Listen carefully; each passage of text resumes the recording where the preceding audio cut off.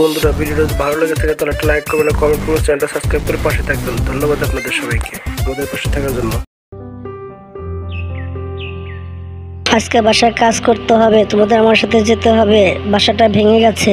মা, কোথায় যেতে হবে? নদীর পাড়ে যেতে হবে। সেখানে যে শুকনো ঘাসগুলো আছে সেখান থেকে ঘাসগুলো নিয়ে এসে বাসা ঠিক করতে হবে। ঠিক আছে মা, তোমার সাথে যাব।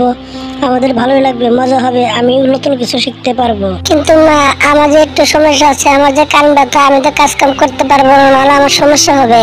আমি জানতাম তুমি এরকম কথাই বলবে, কারণ তোমাকে কাজের কথা বললেই তুমি শুধু খালি বাহানা দেখাও। তুমি আর এভাবে কতকাল কাটাবে বলো?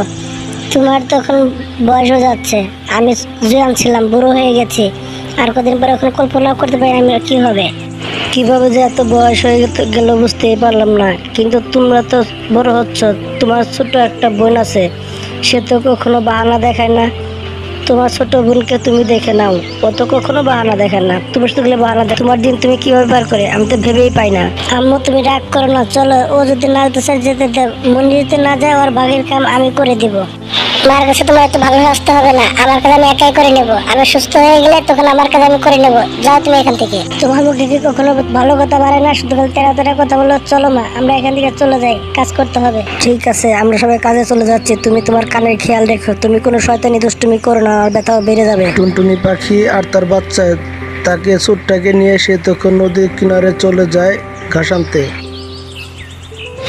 মা, কোন ধরনের ঘাস তুলতে হবে? এর আগে কখনো তো আমি তো বাসার কাজ কাম করিনি। বাসা কিভাবে বানাতে হয় আমি তো তাও জানি না, বলো না মা। এত বন্ধুরা, ভিডিওটি যদি ভালো লেগে থাকে তাহলে একটা লাইক করবেন, আর একটি কমেন্ট করবেন, আর চ্যানেলটি সাবস্ক্রাইব করে পাশে থাকবেন। ধন্যবাদ আপনাদের সবাইকে আমাদের পাশে থাকার জন্য।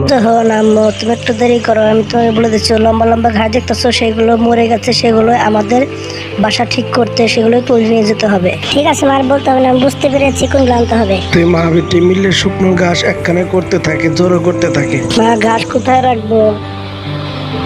তুমি গাছটি এই জায়গায় রাখো, গাছের নিচে। এখানে রাখলে বাতাস আসলে গাছটি পুরো কোথাও যেতে পারবে না, গাছের আটকে থাকবে।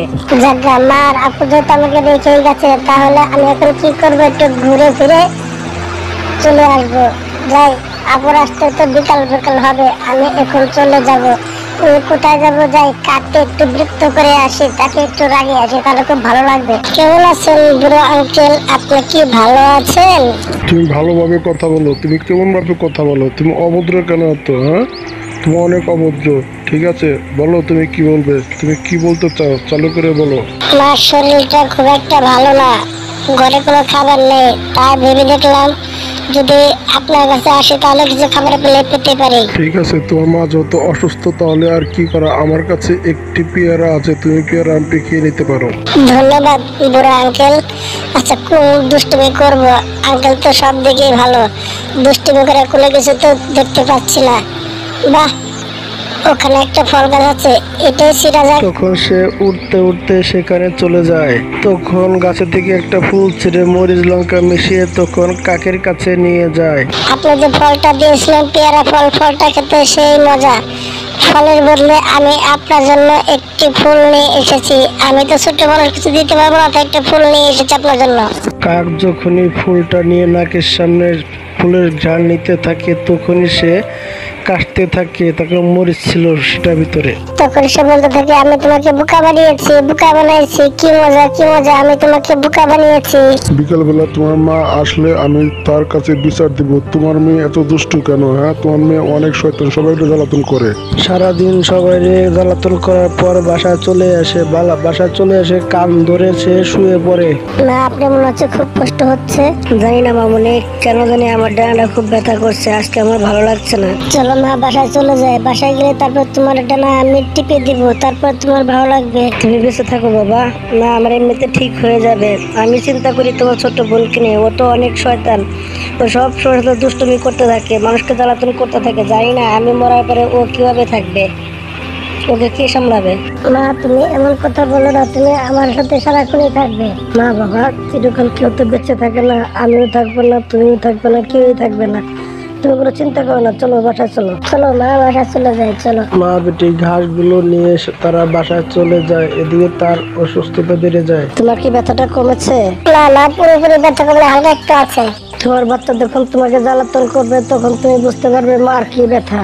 মা, আপনি শুধু আমার সাথে সারাক্ষণ ঝগড়া করতে থাকেন, জানে আমার ভাই আপনাকে সারাক্ষণে আমার নামে দুর্নাম করে। ও তোমার ভাই হয়, তুমি একটু শরম করো। ও তোমার নামে কোনো দুর্নাম করেনি, তোমার রাগই এরকম। তুমি এত খারাপ কেন? হ্যাঁ, তুমি অনেক দুষ্ট হয়ে গেছো, তুমি কোনো কিচ্ছু বুঝতে পারো না। এসব কথা বলতেছিল তখনই কাবার বাচ্চা এখানে আসে। আন্টি, আপনার মেয়ে আজকে ভালো কাজ করেনি। কি হয়েছে বাবা? তোমার নামে মিথ্যা কথা বলছো কেন? ওর তো কানে ব্যথা, ও তো শুয়ে আছে।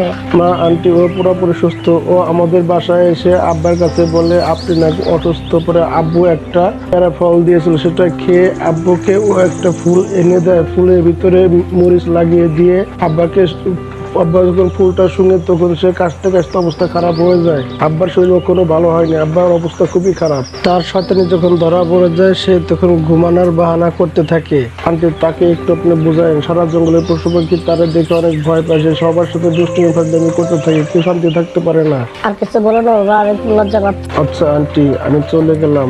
সত্য শুনে নিলি? তুই তো জানি এখনো ঘুমাসনি, এখনো জেগে আছিস। আমার কোনো কিছু ভালো লাগছে না, পাকনা খুব ব্যথা করতেছে, আমার দম বন্ধ হয়ে আসছে, খুবই খারাপ লাগছে আমার। না মা, আপনি সারাদিন কাজ করেছেন না, শরীর আপনার খুবই ক্লান্ত লাগছে, এই কারণে। আমি বসে থাকতে পারছি না, আমার মনে হয় মৃত্যুর সময় ঘনিয়ে এসেছে।